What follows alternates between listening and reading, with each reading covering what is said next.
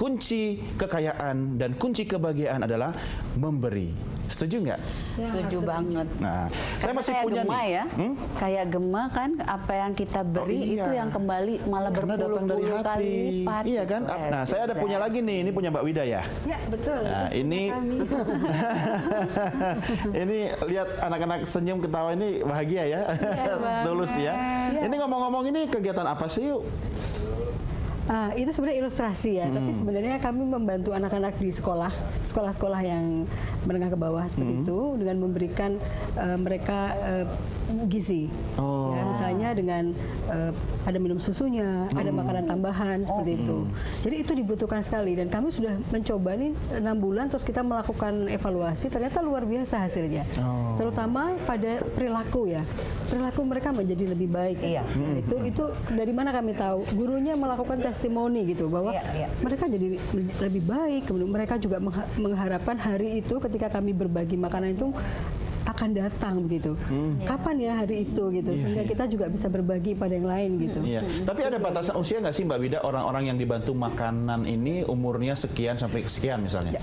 Jadi ada program untuk anak-anak, ada program juga untuk lansia. Kebetulan ya kaum makanannya rentan beda ya itu kalau beda. lansia ya. Kalau kaum rentan itu termasuk lansia di dalamnya. Banyak sekali kita melihat ada lansia yang sama sekali tidak diurus oleh keluarganya misalnya, dan mereka tidak mendapatkan makanan yang cukup gitu. Nah itu sebenarnya siapa yang harus bertanggung jawab? Nah, daripada kita bertanya seperti itu, ya kita bantu saja gitu mereka yang daripada ada. sibuk dengan wacana, langsung action ya. Iya, langsung action. Nah, pernah nggak Mbak Wida, Mbak Sili, Anda berdua merasakan kok kayaknya saya ini nggak punya temen ya? Awalnya gitu kan, bergerak sendiri, kemudian untung ada suami yang mensupport, tapi belakangan ternyata tidak sendiri gitu kan? Ya.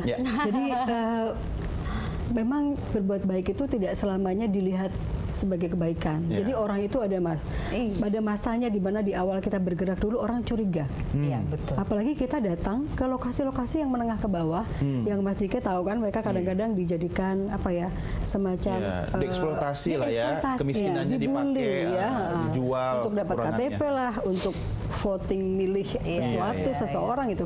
Nah itu membuat mereka mentalnya seperti itu. Ada loh orang yang kita kasih makan terus ditanya ada uangnya nggak? Oh.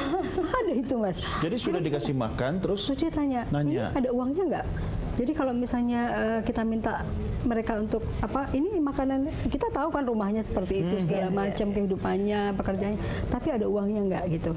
Karena mereka biasa diberikan uang dan makanan. Oh, itu dan karena maksud tertentu. Iya, jadi digiring buat untuk melakukan gitu. sesuatu. Nah, jadi kayak itu loh Mas. pilkada dan sebagainya. Jadi mereka terbiasa dieksploitasi ya. Itu kan mental Mas, itu yang Iya, juga ingin kita perbaiki. Sebenarnya kita non partisan, kita betul-betul ingin membantu orang gitu. Iya. Itu yang sulit dipercaya oleh mereka. Kok ada ya yang begini gitu loh. Ini di belakangnya ada siapa ya? Wah, di belakangnya, belakangnya banyak nih donatur yang seperti itu kan gitu. Nah, kalau Mbak Sili sendiri pernah nggak sempat merasa, aduh, saya sendiri ini? Ya kalau dari sisi orang yang dibantu sih mungkin udah diceritain ya, ada banyak sebetulnya. Tapi yang lebih struggling itu sebenarnya volunteer. Karena kan menginspirasi orang untuk terus berbuat baik itu nggak mudah gitu. Kita mesti ngipasi terus supaya dia punya spirit yang sama gitu. Dan kadang-kadang orang udah mulai kehilangan spirit dan meninggalkan kita. Jadi kadang-kadang kalau yang muntaber ya, mundur tanpa berita. Sementara awalnya kita kan, rame gitu kan. Iya, jadi euforia berbuat baik, mereka posting di sosial media, and then after that mereka pergi. Nah, sementara kadang-kadang ada yang megangnya divisi keuangan atau divisi yang penting-penting gitu. Jadi saya berpikir dulu saya pakai volunteer semua. Sekarang ini untuk pos-pos yang penting karena kan kita harus reporting ke semua donatur. Ini menyangkut kredibilitas dan kepercayaan orang sehingga ada beberapa pos-pos yang akhirnya kami hire. Tapi mostly kita semua pakai volunteer. Berapa banyak sih volunteernya? Di Rumah Harapan sendiri kita punya ada ring 1, ring 2 dan ring 3. Kayak di istana iya betul. Jadi ring 1 ini yang benar-benar totally dedicated dan tidak semuanya juga full timer, nggak semuanya dibayar. Di ring 1 ini kita ada 12 orang.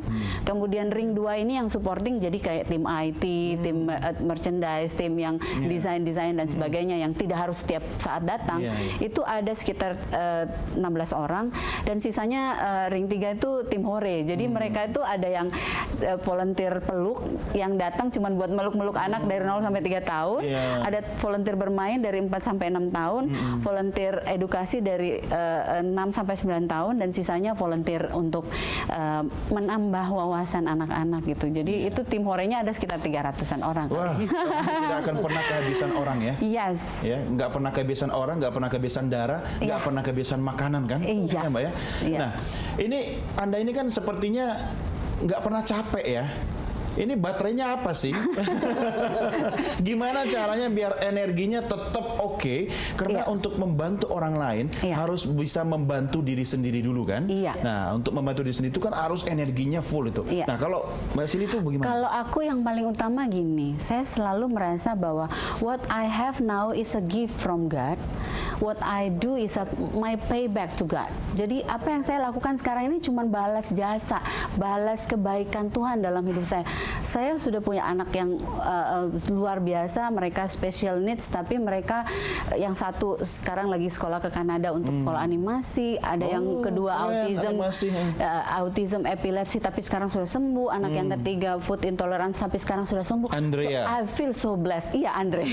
Terus? So, I feel so blessed. Jadi saya ngerasa this is the time to share the blessings to others. Dan saya merasa justru pada saat saya membantu mereka, actually saya yang dibantu.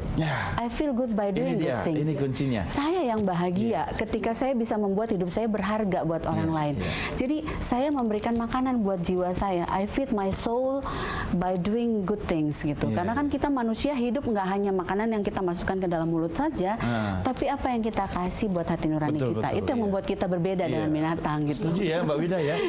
Ya, kalau Mbak Wida sendiri di keluarga mungkin ada pengalaman khusus dengan keluarga yang akhirnya membuat ini menjaga semangat untuk tetap berbagi kepada orang lain. Ketika kita melakukan kebaikan, itu pasti ada rasa bahagia, Mas. Itu semua orang pasti merasakan seperti itu. Kok kita bisa memberi ya gitu.